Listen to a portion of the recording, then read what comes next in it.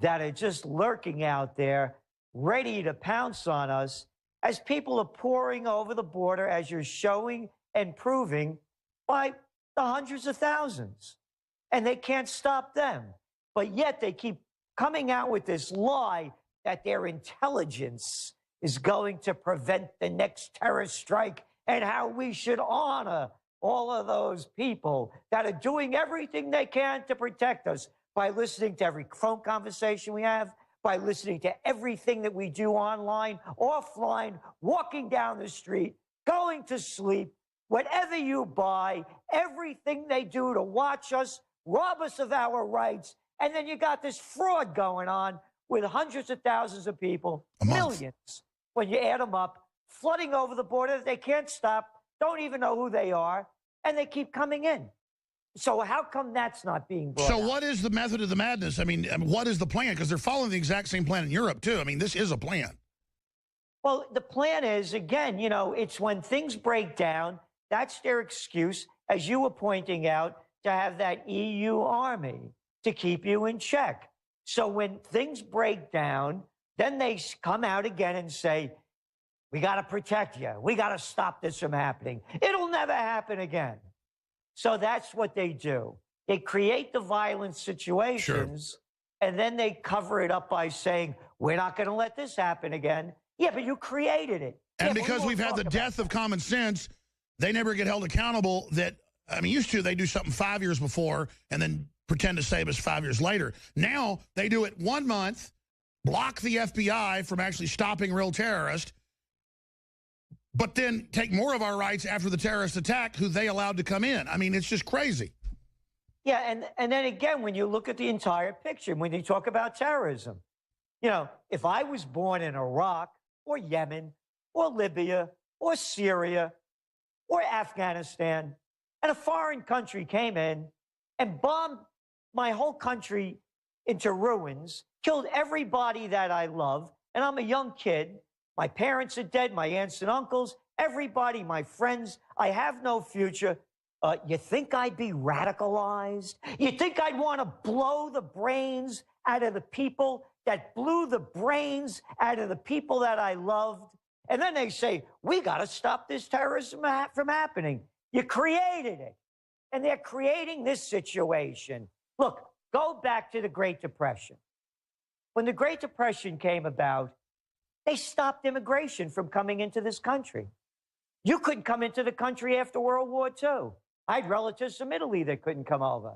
They had quotas. They stopped it to stabilize the nation after the Great Depression because the people here didn't have jobs. We certainly weren't going to bring others in. So this isn't about Mexicans or Muslims. It's about common sense. And the common sense is, if your house is full, you can't get any more people in the doors, you ran out of food, you're going to bring more in? So that is the issue. But going back to the whole immigration issue, by the way, and I've been writing about this since the mid-'80s, it was a National Association of Manufacturers when we had manufacturers, and then later on, Silicon Valley, the con men out there. Yeah, they want to drive wages down, even though it ultimately will destroy their own market. Yeah, they brought in all the cheap labor. That's what they wanted. And they got it.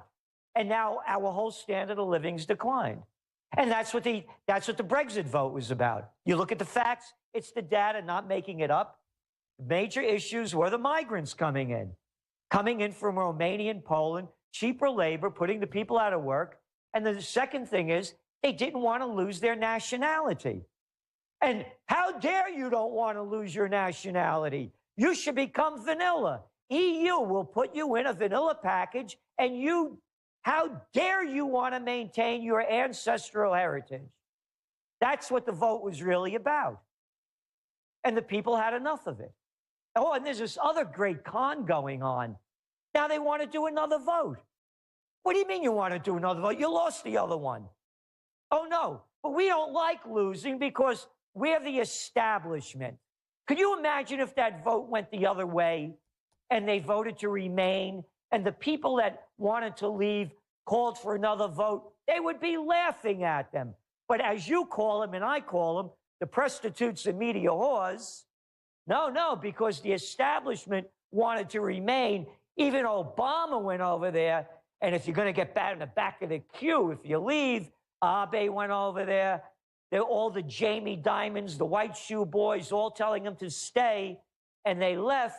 Now they want a new vote. And they're actually trying to make this legitimate. Oh, you lost the ball game? And we predicted they'd do that because, listen, France and others voted to leave in 2005, and they just said, sorry, can't. So we've already seen the EU, as people try to get out of it, become more dictatorial. And I just can't believe they're actually saying, we're creating a new army, and it's going to take over your army so you can't leave. I mean, we haven't seen stuff like this since Hitler, and it's got all these weird leftist groups promoting it. What is this weird, because, I'm not right-wing or left-wing. You're not either. You're like a political atheist. I'm just into liberty. What is this new love affair that the left has with radical Islam and with totalitarianism? Because, I mean, we attacked Bush for what he did, but my gosh, the left worldwide seems like they have gone stark raving mad. That's one question, A. Then B, Gerald Celente, top trends forecaster. I want to ask you this question. I know you write about it at trendsresearch.com. You wrote decades ago about when the meltdown happens worldwide in the third world first, they will flood the borders, and that could completely swamp civilization. Well, even a new FEMA report has come out dealing with 395% food spikes being a possibility starting next year and then running through the next decade. So that's over a decade, folks. It's not in 1 year, but it's still ultra massive. And they talk in the report about the crisis causing a global collapse from crop failure to system failure. Well, they've got, as you wrote about 5-6 years ago with Arab Spring, they manipulated the prices in North Africa, knowing that when prices go above 50% of your paycheck going to food, that causes civil unrest. So they're manipulating civil unrest, then posing as the saviors, so it's pretty clear. They're orchestrating global meltdown to get more control, but it got so bad, they were so arrogant, the EU was meant to collapse financially, and then a super state was meant to come out of that, holding them hostage. I mean, that's what Davos admitted. Instead, the member states see it coming, because you and others and UKIP are informing them, Drudge is informing them, others are informing them, and so the people are informed, they're pulling out beforehand. The global government project is in deep trouble. Now, that's a lot, but please tackle it. Yes, the global government is in deep trouble. The central banks have failed. They don't have any weapons left. Look, a study just came out by the United Nations, as you know, last week. This is the greatest migrant refugee crisis in world history. Bigger than World War II. It's just begun. All of the 65 million people have fled. It's bigger than World War II. Now, let's just do the numbers.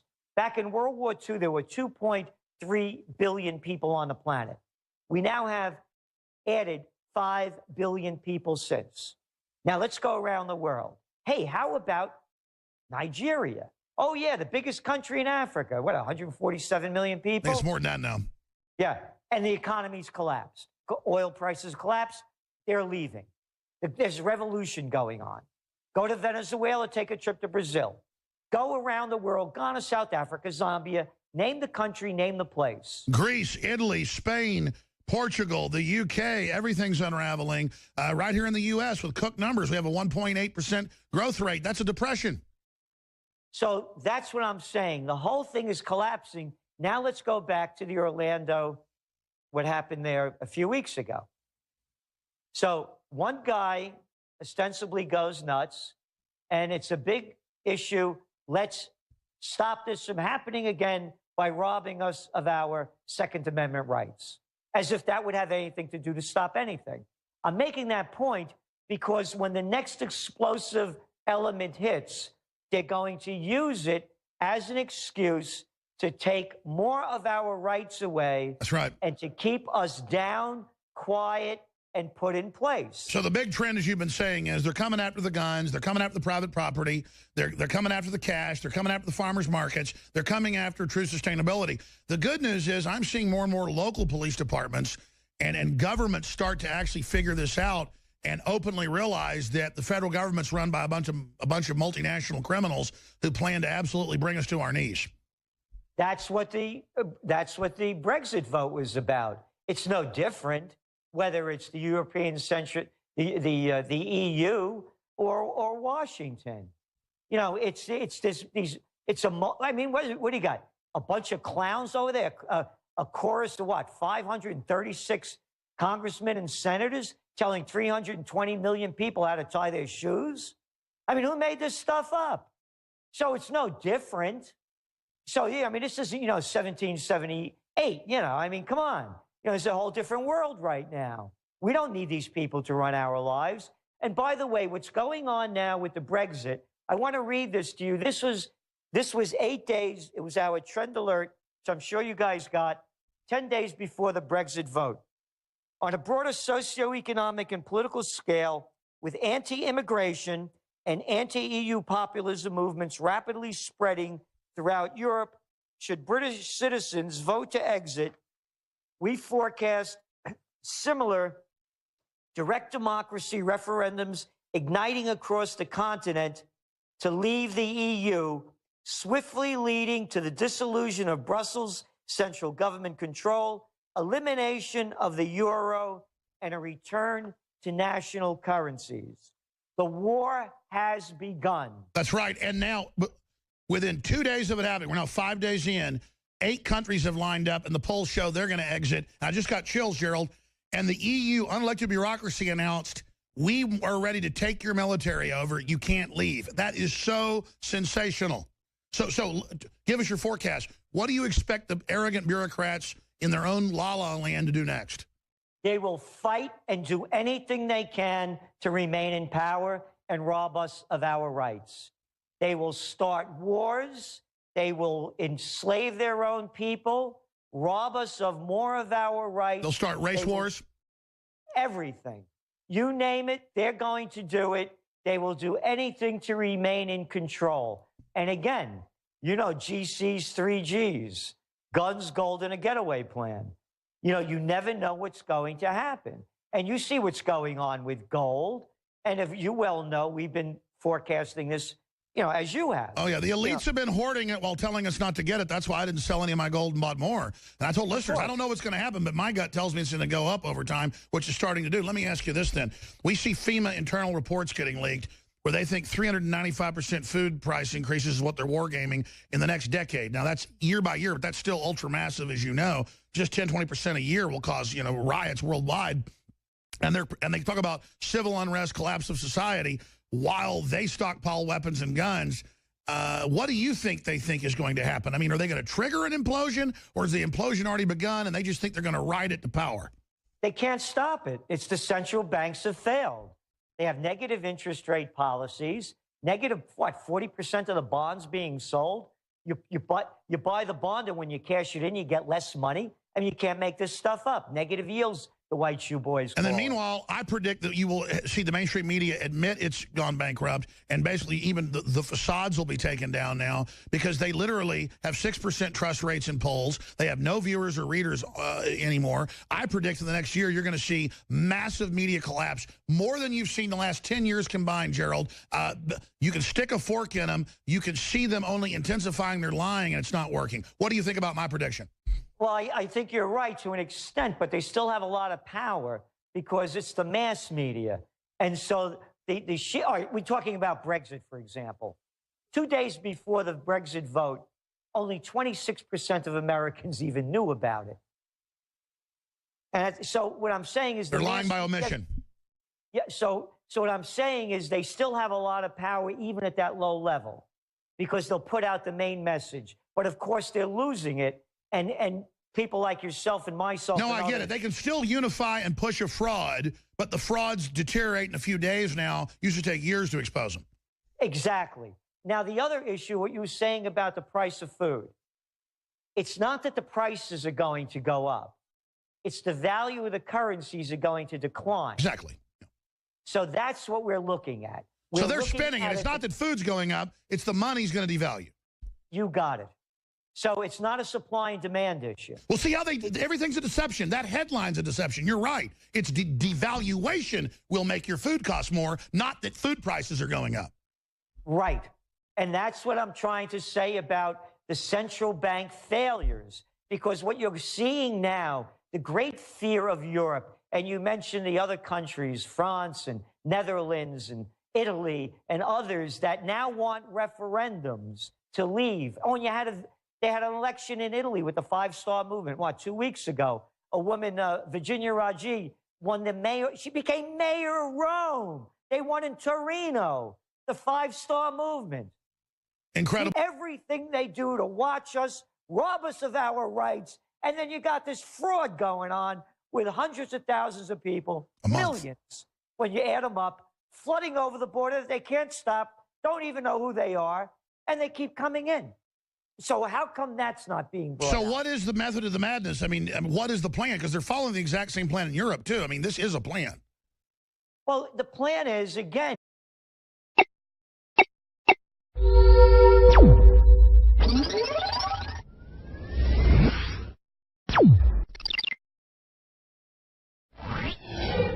that are just lurking out there, ready to pounce on us as people are pouring over the border, as you're showing and proving, by the hundreds of thousands. And they can't stop them. You know, it's when things break down, that's their excuse, as you were pointing out, to have that EU army to keep you in check. So when things break down, then they come out again and say, we got to protect you. We got to stop this from happening. It'll never happen again. So that's what they do. They create the violent situations, and then they cover it up by saying, but yet they keep coming out with this lie that their intelligence is going to prevent the next terrorist strike, and how we should honor all of those people that are doing everything they can to protect us by listening to every phone conversation we have, by listening to everything that we do online, offline, walking down the street, going to sleep, whatever you buy. We're not going to let this happen again. Yeah, but you created it. And because we've had the death of common sense, they never get held accountable. That, I mean, used to, they do something 5 years before and then pretend to save us 5 years later. Now they do it 1 month, block the FBI from actually stopping real terrorists, but then take more of our rights after the terrorist attack, who they allowed to come in. I mean, it's just crazy.